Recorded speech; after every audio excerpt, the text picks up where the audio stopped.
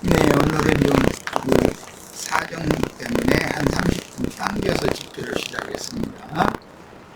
오늘은 집회 자료 마태복음 4장의 두 번째 자료, 마귀 시험을 이기신 예수님 두 번째 자료로 나누도록 합니다. 이건 1번 자, 바로 이제 자료 말씀 4장의 두 번째 자료. 자, 4장 5절로 7절입니다.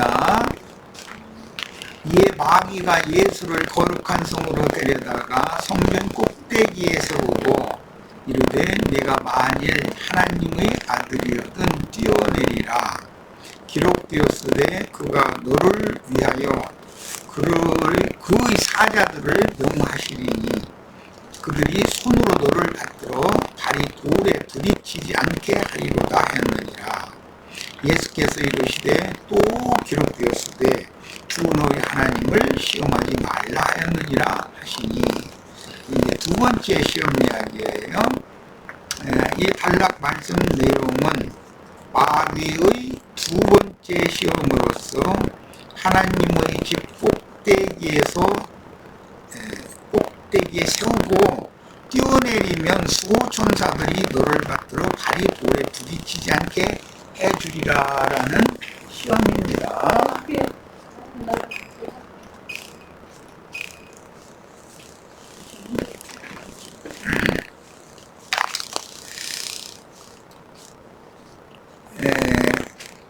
이것은 이제 보편적으로 이적 기사 이런 걸 베풀어서 많은 사람들을 모아서 사람들 위해 불림하는 자가 되도록 미혹하는 내용이 그런 내용인데, 이 단락 말씀 내용은 마귀의 두 번째 시험으로서 하나님의 집 꼭대기에 세우고 나서 뛰어내리면 수호천사들이 너를 받들어 발이 돌에 부딪히지 않게 해주리라는 시험입니다.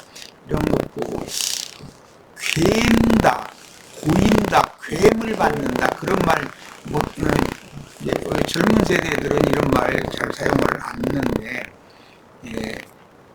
높여주는 경우, 가정 같으면은 가장은 괴물 받게 말이죠. 특히 누구한테, 어머니한테, 아내한테 괴물 받아야 자녀들도 아버지를 이렇게 존경하고 부려하고 그렇게 하는 것이죠.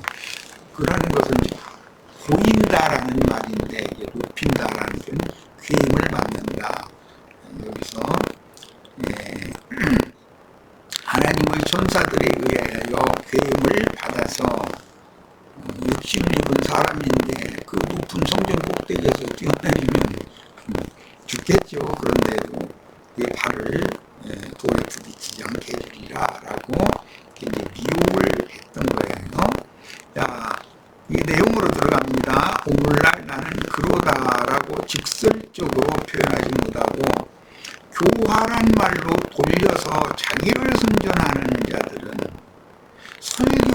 설교자들이 강대상에서 이상하게 말을 굉장히 돌려서 남을 끌어내리고 자기를 은근히 높이는 그런 설교를 하는 사람들이 많이 있죠. 그러면은 이제 그런 사람들이 그게 사실은 어리석은 짓을 하는 건데, 가정에서도 가정의 여주인인 어머니가 자식들 앞에서 남편을 이렇게 끌어내리는 말을 함부로 해버린다 그러면 자기 얼굴에 침 뱉는 짓이 자기 가정을 스스로 무너뜨리는 짓이잖아요. 그건 배움이 없는 어리석은 여자죠. 자, 성경은 마귀도 인용을 한다는 것을 알 수가 있고, 이것은 시편 91편을 마귀가 인용한 말인데, 시편 91편을 보겠습니다. 91편 1절로 16절. 어떻게 변개해서 오남용하여 인용을 잘못했는지 이제 살펴볼 거예요. 지존자의 은밀한 곳에 거주하며 전능자의 그늘 아래에 사는 자여. 누구를 말한 거죠? 예수님을 말하는 거예요. 예수님을.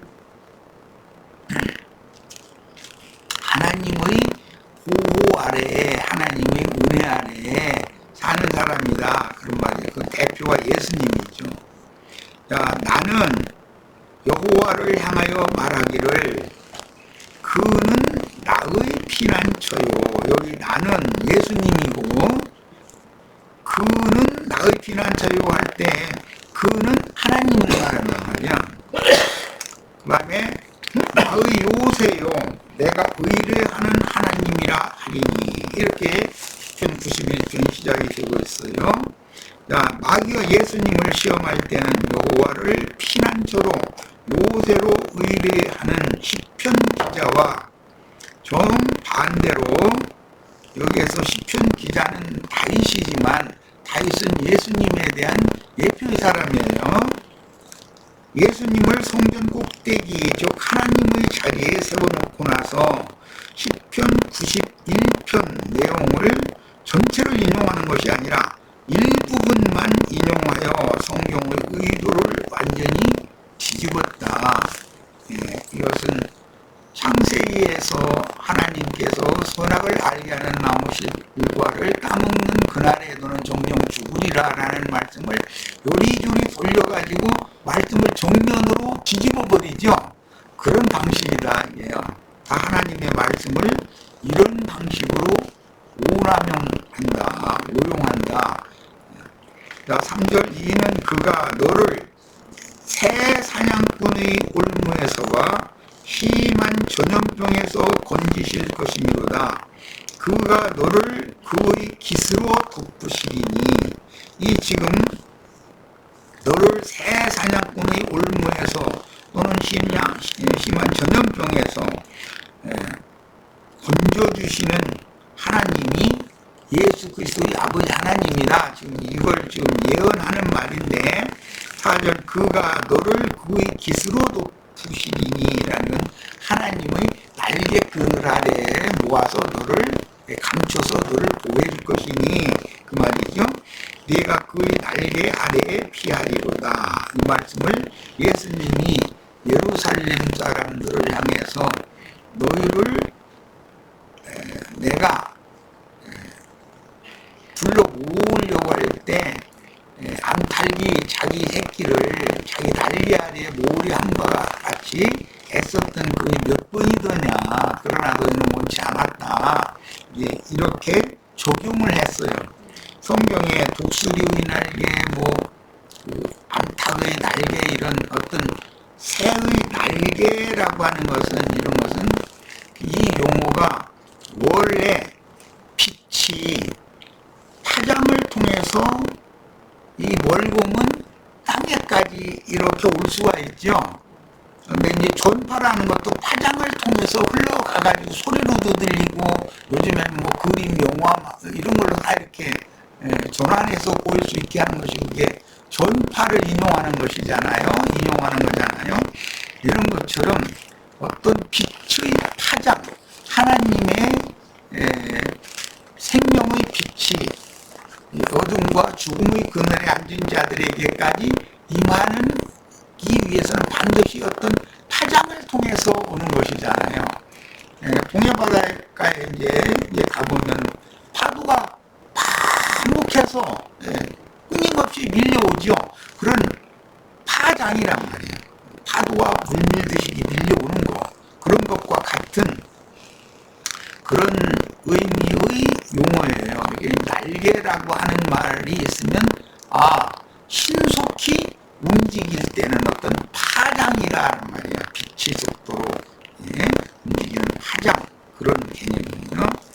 자, 3절 이는 그가 너를 새 사냥꾼의 올무에서와 심한 전염병에서 건지실 것이미로다. 그가 너를 그의 깃으로, 깃이라는 게 날개의 깃을 여기서 말한 것인데 이 깃이라는 용어는 파장을 말한다. 파장. 이 말은 하나님이 우리 같은 죄인들을 보호하고 지키실 때는 파도가 끊임없이 밀려오듯이 빛이 끊임없이 계속해서 계속 빛이 임하는 것이잖아요. 한 번 빛을 딱 쏘고 끝내는 게 아니잖아요. 햇빛이라는 것은 그냥 계속 임하는 거지. 이제 그런 상태를 말하는 거예요. 이것을 덮는다라고 그랬는데 빛의 계시로 하나님의 생명으로 보호하기 위해서 감싼다 그 말이에요. 하나님께로부터 임한 생명의 파장이, 빛의 그 파장이 죄인들의 그 마음의 생각과 이런 것들을 보호하고 지켜야 되기 때문에 한 번만 지켜줘서는 안 되는 것이죠.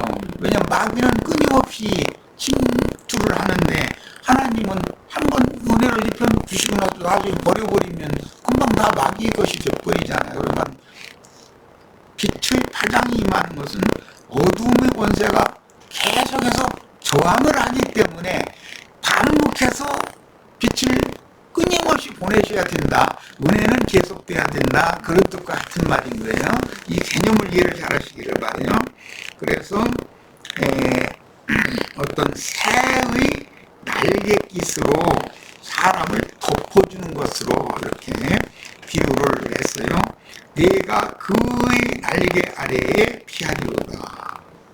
계시록 12장에도 보면 독수리의 두 날개 얘기가 나오죠. 물론 독수리라는 것은 거기서는 영들의 아버지, 영들의 왕을 의미하는 거예요. 두 날개라는 두 증인을 상징한 말인데 이렇게 성경은 비유하는 거예요. 그의 진실함은, 하나님의 진실함은 방패와 손방패가 되시나니 너는 밤에 찾아오는 공포와 낮에 날아드는 화살과, 낮에 날아드는 화살이라는 건 우리들의 통상적인 말로는 눈 번이 뜨고 속았다. 그런 말 무슨 뜻인지 아시겠죠? 멀쩡하게 눈 떴는데 나는 밝게 본다 하고 정신 차린다. 그런데 나중에 보면 사기당해 있는 거예요. 이제 그런 경우를 말하는 낮에 날아드는 화살, 이런 데서 우리를 지켜주시는 방법, 그게 하나님의 구원이라는 걸 알 수 있어요. 어두울 때 퍼지는 전염병, 어두울 때 퍼지는 전염병이라는 것은 방심하고 있을 때, 경각심을 잃고 있을 때 나도 모르게 여러 가지의 세상과 세상에 있는 것들을 사랑하는 마음, 또 그것에 물드는 정신, 이런 것들을 사람 속에 이렇게 주입시킨다는 것이죠. 마귀는 밝을 때 닥쳐오는 재앙, 밝을 때라고, 그런데 어떻게 밝은데 재앙이 닥쳐오는가? 이것은 교만해진 상태단 말이에요. 나는 밝히 본다. 그런 사람에게는 재앙이 여기에서 임한다 그랬지만 사실은 교만의 영이 그를 삼켜버린다 그런 말이에요. 근데 나는 밝히 본다. 나는 낮에 행하는 자다라고 자긍하는 그 자체가 자신에게 숨는 교만이라고 하는 교만한 영이 그 자신을 쏘여버리는 거란 말이에요. 이게 참 우리 연약한 인간은 여러 가지 방법으로 마귀에게 미혹당할 수가 있는 것이에요. 그런 데서 지켜주시는 거, 하나님의 사랑이요 그리스도의 은혜라고 해요. 천명이 내 왼쪽에서 만명이 내 오른쪽에서 엎드러지나, 이 재앙은 뭐 여러 가지 앞에 나왔었죠. 낮에 화살이 날라들어서 내 염통을 깰 수도 있고 그럴 수도 있죠. 눈 번이 떴는데 화살이 날라오는데 피할 수가 없어. 그런 거 보고 정신을 못 차리고 있다 이 말이에요. 이렇게 흔들었어요. 되게 피곤한 것만. 정신 차리시오. 천명이 내 왼쪽에서 만명이 내 오른쪽에서 엎드러지나 모든 사람이 미혹을 당할지라도 이 재앙이 내게 가까이 하지는 못한다. 그럼 무슨 방법으로? 내 마음과 생각을 지켜주셔야 된다. 어떻게 해서? 그분의 날갯짓 아래에 넣어서 감싸주시고 보호를 해주셔야 된다. 이것을 그리스도의 은혜라고 말을 하는 거예요.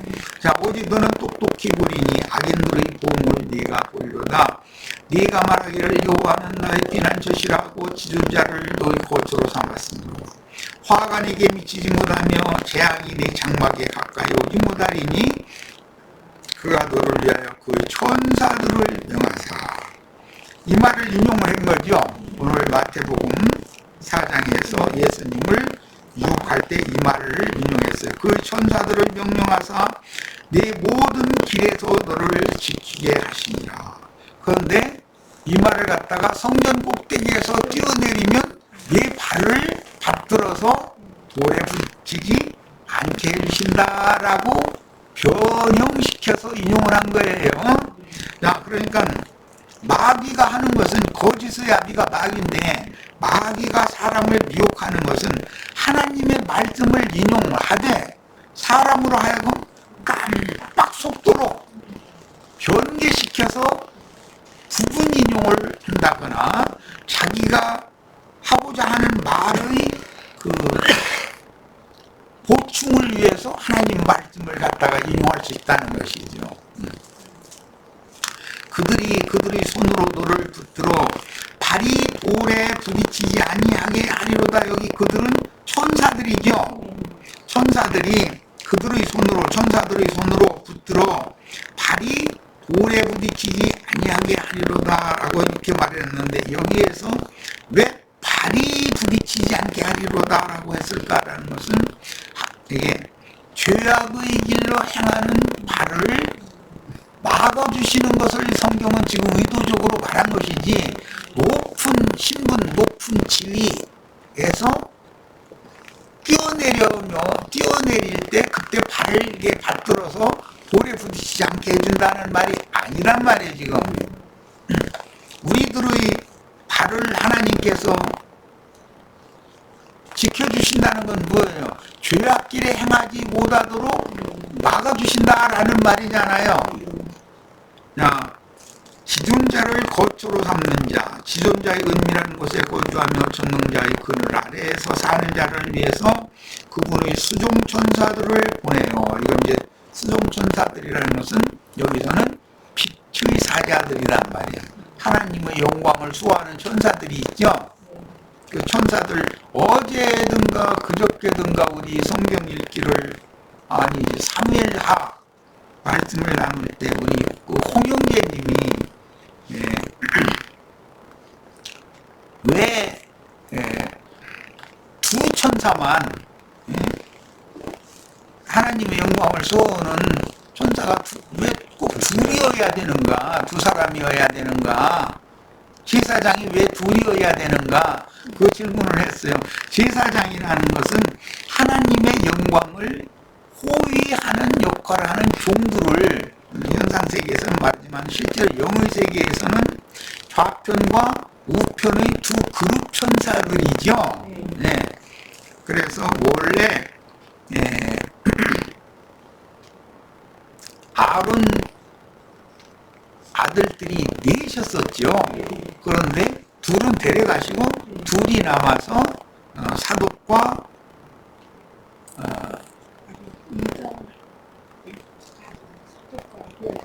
아비아달. 이렇게 사람 이름 생각이 안 나니 나 이제. 그러니까 우리 예선이 부부는 이제 정신절이고 이제 나 빨리 그만둬야 돼. 이렇게 하는 생각도 안 나는데 이런 사람이 뭔 일을 하겠어. 이와 같이 마귀와 그 사자들이 성경을 인용하는 것을 보면 성경의 흐름과는 전혀 맞지 않는 임의 해석을 하고 성경을 함부로 오남용하는 경우가 대부분인데, 이건 창세기 시작에서부터 그랬죠. 그래가지고 말을 뱅뱅 돌려가지고 결론은 하나님은 정령 죽으리라는데 결단 그 죽지 않는다라고 딱 바꿔버리는 것이죠. 이런 것이 마귀가 하는, 거짓의 아비가 하는 술법이다. 사단의 사자들에게 유혹당하지 않고 진리의 신앙을 지키기 위해서는 반드시 안팎으로 쓴 성경을 해석하되, 성경은 밖으로도 기록되어 있지만 그 속에 의미가 또 이렇게 되어 있는 거예요. 문맥의 흐름을 살펴서 좌우로 치우치지 말고 바른 적용을 할 수 있는 능력을 길러야 한다. 13절 네가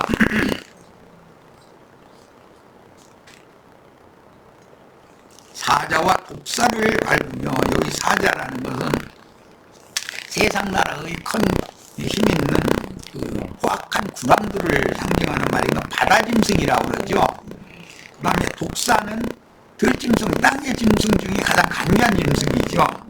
그러니까 사자도 밟고 독사도 밟는다는 건 바다짐승이든 땅의 짐승이든 발밑에 든다, 그런 뜻이고, 젊은 사자와 뱀을 발로 누르리라. 아마 젊은 사자가 아무래도 힘있고 뱀도 젊은 것이 새끼를 더 잘 치겠지 뭐 그건 말할 것도 없죠. 하나님이 이르시되 그가 나를 사랑한즉 내가 그를 건지리라. 그가 내 이름을 안즉 내가 그를 높이리라.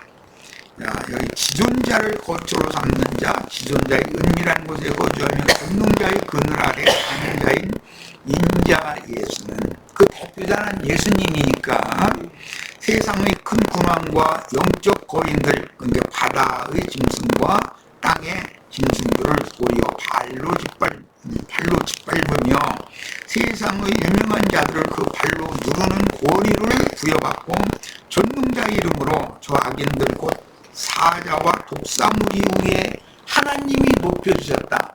그러려면 육신으로 높여진 것이 아니라 육체는 멸시당하고 결국은 죽임당하고 영으로는 살림을 받아서 부활 승천하셨다가 그 영으로 재림하신 주님을 모든 이름 위에 뛰어나게 하사 모든 무릎을 그 발 아래에 꿇게 만드시고 나의 주님이라고 고백하게 만들었다는 거예요. 그러니까 지금 마귀 시험이라는 것은 육신으로 오신 예수를 하나님의 자리에 세워놓고 네가 하나님이여, 너 하나님이여고 너밖에는 이 말씀 깨달은 사람이 이 세상에 없어, 이런 식으로 속삭였다 이 말이죠. 그런데 그런 미혹에 넘어간 자들이 오늘날 자칭 나는 그러다 하는 자들이잖아요. 그들 속에서 자기가 설교를 하다 보니까 많은 사람들이 막 추앙하고 따르다 보니까 이 말씀 깨달은 사람이 이 세상에 나밖에 없어. 그럼 이제 아무리 이렇게 찾아봐 설교 인터넷상에 요즘에 유튜브에 얼마나 많은 설교들이 올라가는데 다 뒤져봐도 자기가 깨달은 말씀 같이 설교를 하는 사람을 못 찾아. 그러면 하나님이 나한테만 말씀을 맡기고만 잃어버린다는 거예요. 그런데 그렇지가 않죠. 바알에게 무릎 꿇지 않는 자를 7천을 7명도 아니고 7천을 보존하고 계신다는 거예요. 이 시대에 어딘가에 감춰진 이런 종들이 지금 파송받아서 쓰임받고 있다는 거예요.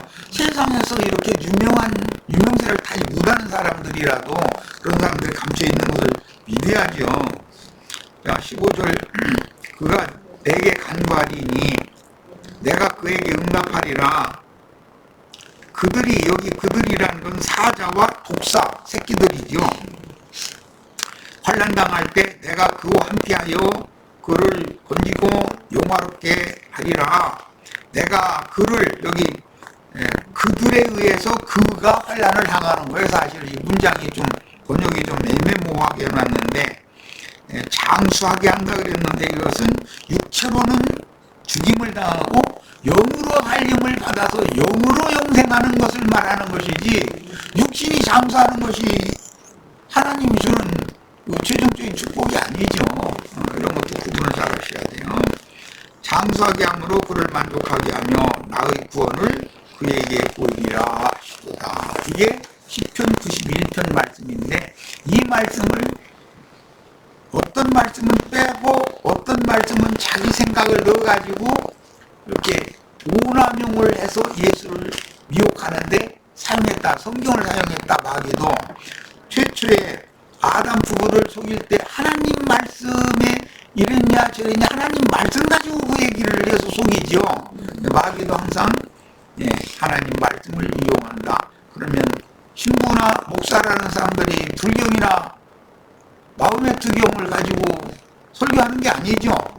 하나님 말씀 가지고 설교를 하면서 그 간단 방법으로 자기를 따르는 자들을 다 미혹해서 세상과 세상에 있는 것들을 사랑하고 그것에게 세상 신들에게 가서 무릎을 꿇고 절하게 만들어 놓고 나서 하는 짓거리는 자기한테만 그 말씀이 임한 것처럼 그러고 떠들어대면 모든 사람들이 우리 신부님, 우리 목사님 이런다는 거예요. 자, 그러니까 두 번째 미혹은 영적인, 종교적인 미혹이었다라는 걸 알 수가 있어요. 첫 번째는 생계 문제에 있었었죠. 자, 시편 91편이 정작 말하고자 하는 의도는 마귀가 예수님을 시험하려고 성전 꼭대기 즉 하나님의 자리에 올려놓은 내용과는 좀 반대의 의미인데도 하나님의 자리에 서서 자칭 내가 그러다 하는 자들은 예수님 당시에는 율법사 서기관 바리새인들이 있었죠. 너희가 모세의 자리에 서서 한 손가락도 너희 움직이지도 않고 입으로만 사람들 다 이래라 저래라 명령만 한다 그랬잖아요. 자, 말씀을 혼잡하게 인용하여 예수님을 시험하려고 성전 꼭대기에 세우고 성전 꼭대기에 세웠다는 것은 신의 자리에 세운다 이 말이에요.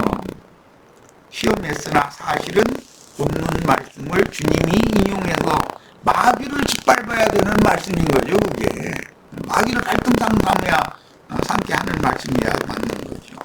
마귀는 광야에서 굶주림 중에 시험당하는 예수님을 순식간에 예루살렘으로 끌고 와서 성전 꼭대기에 세워놓고 시편 91편을 부분적으로 인용하며 유혹하는 말을 던졌는데 누가복음 4장 9절에는 예루살렘 성전 꼭대기라고 기록을 하고 있어요. 그러니까 오늘날로 말하자면 로마교회 교황청의 꼭대기는 교황자리겠죠. 기독교계, 개신교계의 그 성전의 꼭대기라고 하면은 총회장, 당회장 그런 자리를 말하는 거예요. 자, 이제 문제는 뛰어내리라고 하는 시험이에요. 마귀는 사람의 생각을 통해서 시공을 초월하여 어디든 데리고 다닐 수 있음을 보여주는데 우리가 마귀에게 미혹당하면 순식간에 미국도 갈 수 있고 러시아도 갈 수 있고 달나라도 갈 수 있고 금방 갔다 올 수도 있고 다 그럴 수 있죠. 예루살렘 성전 꼭대기까지 예수님을 갑자기 데려갔다는 거예요. 광야에 있잖아요. 예수님은 지금 예루살렘 성전 꼭대기란 하나님의 자리요 그 당시 유대인들의 관념으로는 모세의 자리라는 뜻이고 거기에 세운 것은 회당의 상좌라고 그러죠. 예배당들의 그 목사라고 하는 가장 그 예배당 내에서 가장 높은 자리가 있는 거잖아요. 그런 거예요. 거기에 세운 것은 율법 종교 지도자로서 많은 사람에게 높임을 받는 이 말은 순수한 우리말로 말하면 괴임을 받는 이라고 해요. 괴임을 받는다. 사람을 높이면 안 되죠. 괴임을 받는 영광의 자리에 세우는 환상을 예수님한테 시험받는 예수님한테 보였다는 거예요. 순식간에. 자, 여기 이제 꼭대기라고 번역한 이 용어는 아까 내가 이미 설명을 했어요. 새의 날개 깃, 이런 식으로도 번역하는데 이건 빛의 파장. 어떤 전파라고 하면 전파의 파장을 말하는 것이잖아요. 파도. 끊임없이 빌려오잖아요. 끊임없이. 그런 것을 말하는 거예요. 그럴 때 사용하는 여기 가나 용어는 그런 뜻이에요. 자, 그리고 새나 군대의 날개, 의복이나 잠옷의 경우 늘어진 끝부분, 옷단이라고 하죠. 옷, 지금은 이제 그런 옷을 잘 안 입는 내 옷은 여기 이렇게 겹쳐서 호은 부분이 호하다고 그러는데 이거 보고는 꿰맸다. 꿰맨 부분이 옷깃이라고 그러죠. 바지도 옷깃이 있을 것이고 깃이 있어요. 그런 끝부분을 말할 때도 이 카라프라고 하는 동일한 용어를 사용해요. 특히 이제 다니엘서에서 보면 날개를 의지하여 설 것이며 이렇게 번역이 됐어요. 그것은 빛의 파장에 의지한다 그런 뜻인 거예요. 본문에서 이제 꼭대기에 세우고 그랬는데 하나님의 자리에 세웠다는 뜻으로서 축히 세워서 바다와 땅의 짐승들의 자리에 서서 자칭 하나님인 채 하게 했다는 뜻으로서 두 그룹의 천사장들을 자와 동등으로 여기도록 미혹했다는 뜻이니 이사야 14장 13절로 14절은 반역 천사장인 아침의 아들 계명성이 어떻게 반역했는지를 계시해 줍니다. 자, 이사야 14장 13절로 14절을 빨리 찾아 읽어보고 오겠습니다. 내가 많은 설명을 하는 것보다 이게 또 명확하니까. 이사야 14장 13절로 14절. 자, 봅니다. 네가 내 마음에 이르기를 내가 하늘에 올라 하나님의 무별 위에 내 자리를 높이리라. 이게 예루살렘 성전 꼭대기로 인용이 된 거죠.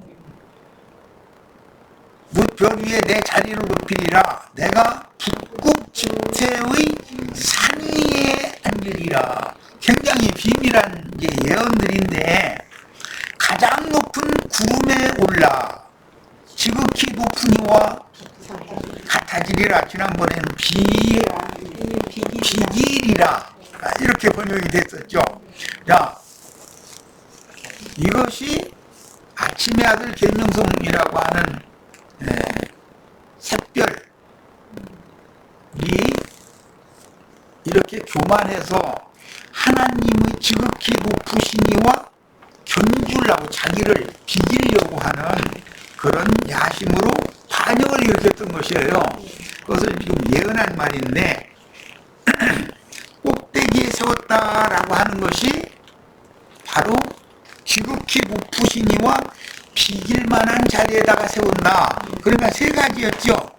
무별 위에, 그 다음에 북극 지폐의 산 위에, 가장 높은 구름에 세워 올라가는 거예요. 거기까지 올라가는 거예요.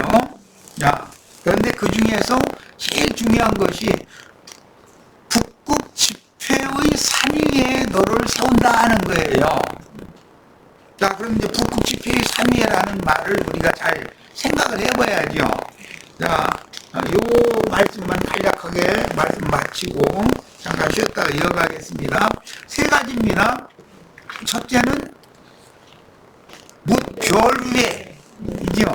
무별 위에라는 것은 모든 천사장들 위에 쓴다는 뜻이냐, 천사들 위에 쓴다는 것이니까 천사장의 자리라는 말을 할 수가 있고, 북극 지폐, 가장 높은 초소의 지폐라는 건 하나님과 하나님의 아들들, 욥기에 보면 하루는 하나님의 아들들이 하나님 앞에 함께 모였다 이랬죠. 그런데 거기에 사탄도 그 자리에 함께 모였었다 이래요. 예, 하나님과 천사들의 회합, 모임을 북극 지폐라고 그런다 이거예요.